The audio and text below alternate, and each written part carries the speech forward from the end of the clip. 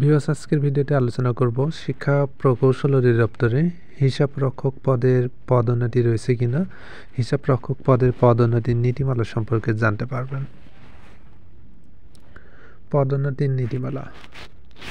Viewers, আপনি যদি শিক্ষা প্রকৌশল অধিদপ্তরে হিসাব রক্ষক পদে ন্যূনতম 5 বছর সন্তোষজনকভাবে চাকরি সম্পন্ন করতে পারেন, তাহলে পদোন্নতির নীতিমালা অনুযায়ী পদোন্নতি পেয়ে সহকারী হিসাব রক্ষণ কর্মকর্তা হতে পারবেন।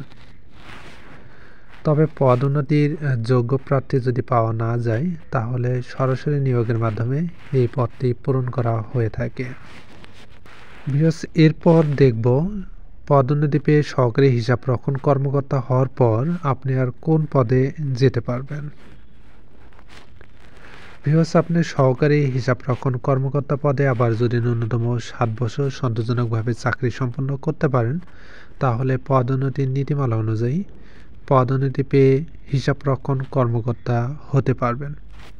তবে এখানে একটা শর্ত রয়েছে, আপনি যখন সহকারী হিসাব রক্ষণ কর্মকর্তা পদে 7 বছর সন্তোষজনকভাবে চাকরি সম্পন্ন করবেন, সেই সাথে আপনার কিন্তু কোনো শিক্ষিত বিশ্ববিদ্যালয় হইতে স্নাতক বা সমমানের ডিগ্রি সহ থাকতে হবে।